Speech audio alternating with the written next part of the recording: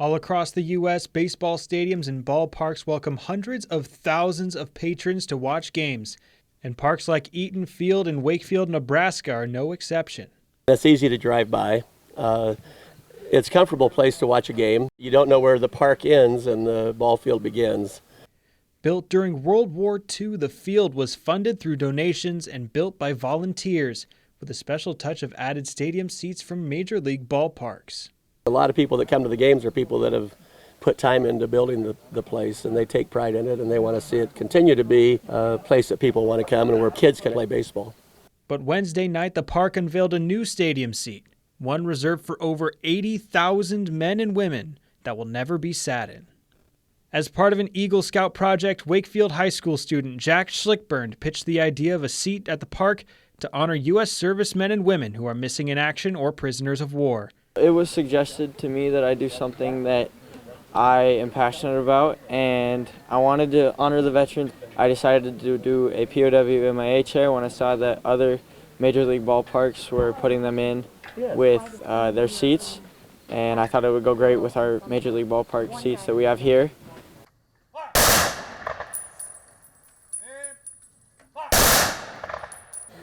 I had one veteran came down with tears in his eyes. You know, we've had people from Wakefield that were missing in action, and there's a lot of people from, well, all over northeast Nebraska and northwest Iowa that I think will take pride in it, and it's a real tribute to them. The seat to serve as a constant reminder of the sacrifices made by members of the U.S. Armed Forces who never came home, including members of the Wakefield community. Here in Wakefield, we have 3 MIAs ourselves. Lieutenant Junior Grade John Paul Hart, U.S. Navy, missing in action January 30th, 1942. Lieutenant Junior Grade Alan W. Kegel, U.S. Navy, missing in action April 2nd, 1945. Sergeant First Class Willie E. Stark, U.S. Army, missing in action December 2nd, 1966. These men will never be forgotten. Never forgotten. And now never without a place at Eaton Field. Reporting in Wakefield, Connor Trett, Siouxland News. If you've spent any time around Sioux City sports in recent years, then you've likely heard of this young man before, Demarico Young. He's shined on the gridiron and track for the Sioux City North Stars, and it's thanks in part to his interpreter, Don Habhab, buying him a pair of cleats when he couldn't afford any so he could play. Now he's paying it forward with the establishment of the Demarico Young Athletic Readiness Foundation, where he'll be collecting new or gently used sports equipment to donate to students in need. I was homeless and I really didn't have anything. My family was struggling a lot. So the challenges I faced were my biggest inspiration. There's a lot of barriers, and I don't want kids to have to experience what I have. So I want to make a better Siouxland. Young also mentioned that his foundation will be focused primarily on North High athletics to repay them for what they've given him and to help the students who are in a position he was in just a couple years ago.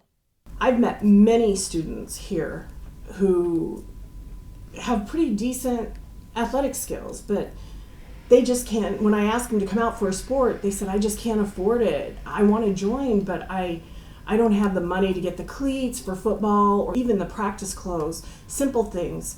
So I want to improve that for our programs.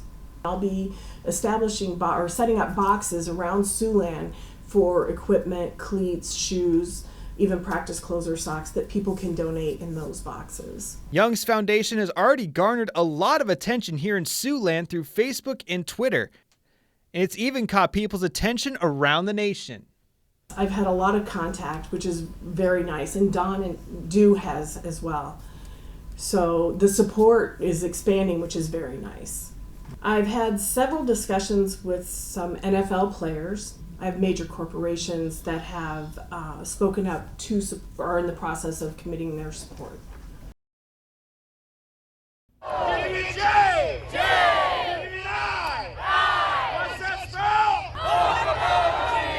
The University of Okoboji Winter Games is entering year 43 of operation, with 4 days of frozen fun planned out over the weekend. The games had humble beginnings back in 1981 as a small broomball tournament run by a fictional university, but in the 4 decades since, the games have become the event for the Iowa Great Lakes area. It really started as a way to escape cabin fever and really boost the local economy. So it started with a broomball tournament out on the fish hatchery ponds. Just a couple teams were playing back then, and now it's really grown. So now we have hundreds of events. It's a 5-page long schedule, and there's events all across the Iowa Great Lakes area. It's been huge for a while. You know, the chamber and the whole Lakes area does a great job promoting it, so it's been awesome for quite a few years. The games also act as a much-needed boost to the local economy, bringing in tens of thousands of guests over the weekend to shop at local stores and fill up hotels and restaurants. Hotspots like the Ritz can typically expect triple the amount of usual customers in this 4-day span. It's $1 million snow up here. It'll bring so many people to the hotels and all of our restaurants around the Lakes area. We have tons of people walking from whether the Okoboji store to the Ritz, downtown. There'll be a lot out. It's a huge boost for the Okoboji economy as there's a little bit of a slow time from the summertime to the winter time. So we basically go from 10 to 15,000 people up to about 75,000 people. So it's a huge economic boost for the area. And with plenty of events held every year, there is something for everybody at the U of O Winter Games. The staple events and signature events are still here, so things like the fireworks extravaganza, burning of the greens, polar plunge, broomball tournament, snow softball tournament, flag ball, beanbags, also including inside warmer activities like the chili cook-off and the chocolate classics. You can come back every single year and have a completely different experience. For the Red Raiders football team, each decal on this helmet means something special. Playing under this N is playing under the crest of Northwestern College. For every red sticker signifies something special they've done on the gridiron, but it's these purple stickers on the back that signifies the team's battle alongside one of their teammates. I first kind of noticed something back in October and didn't really think much of it and just kind of thought it was something that'd go away. And then decided to go get checked out, and May 19th is when I found out that I was diagnosed with cancer. Northwestern's defensive lineman Justin Ranking was given the nickname Bubba by his parents when he was born.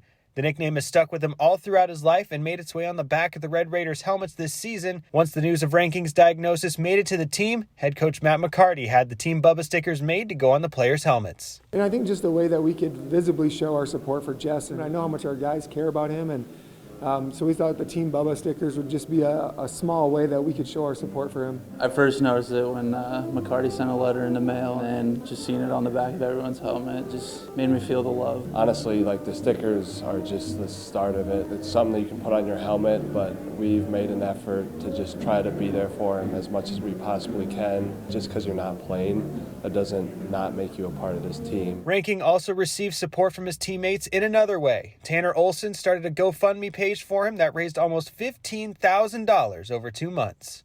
When I found out that he was diagnosed with cancer, it just flicked in my brain that this was the way to go for me, just because I know how the financial burden with cancer can affect families. So that is ultimately what I wanted to do, and I feel I was called by God to do. So that just blew me away. I mean, the original goal was only $10,000. And I would have been happy even to get 5,000. People I didn't even know were donating, and it was amazing to see all that. While he's unable to play with the team this Saturday when Northwestern plays Kaiser for the national championship, Ranking will still be with his team, cheering them on from the sidelines like he has been all year. It is a little bittersweet. He'd love to be out there with us, but he's able to help out. You know, he's done an outstanding job of just encouraging his teammates and helping those guys out, and I think it's been exciting for everybody to see him around again. I'm going to be super excited. It's amazing to see the boys out there just competing and being at the national championship again. And I can go out on the game and I see him up in the stands.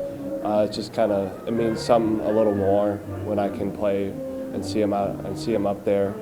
And then after the game, I make sure the first person I go and talk to is him. Senior Lucas Lorenzen has put together an outstanding career at Okoboji High School, surpassing 1,500 career points on the same night he broke his own school record for most points in a single game with 53. Lorenzen began his Pioneer career as a freshman and was able to quickly adapt to varsity play. It was definitely a pretty big transition, but when I came into high school, the guys were really accepting and it made it a whole lot easier for me. I feel like I had maybe a little step ahead just with everybody else, just for the fact that I have played a lot of AAU. But the guys on the team made the transition a whole lot easier. You know, in our conference, not only do you need the skill set, but there's also a certain physical element that you have to be ready for at the varsity level.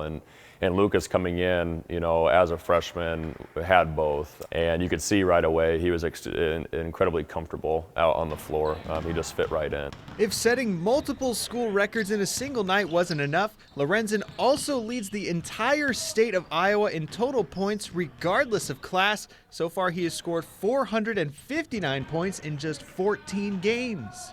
It does feel good to be up there. There's a lot of really good players in the state of Iowa. Just to be up there with that group up there is just really an honor. When you're averaging 32 points a game as the state's top scorer, other teams will start to take notice and scheme against you, and that is exactly what has been happening this year, but at the same time, it also hasn't really been slowing Lorenzen down either. Over the course of time, we've seen a lot of different junk defenses and zones and doubles and just denials, so it's really made him earn everything that he gets, because it definitely has not been a simple or easy path for him, as a lot of teams focus a lot on him. Coach Stumbo has seen Lorenzen's development throughout 4 years, and now as a senior, he has seen him begin to step into more of a leadership role and start to set examples for the underclassmen on the team. You know, as you get older, you become more of a vocal leader as well, and his leadership has continued to grow into obviously now his senior year, where you know, he's a huge leader for us that way. He leads by example, so he is oftentimes the first in the gym. The players and kids see that, and it kind of sets a standard that if he's going to do it, being a really good player, then, you know, I want to do it too. On Tuesday, Lorenzen broke Okoboji's all-time scoring record that had been previously set by Ryan Notches in 1990, but if you ask him, he doesn't want the records to define his Pioneer legacy. I just want to be remembered just as a great basketball player, but an even better person. Like, the records are what they are, but they're not as important to me as what kind of teammate I was or what kind of person I was to my friends or coaches, or if I was a coachable player or not.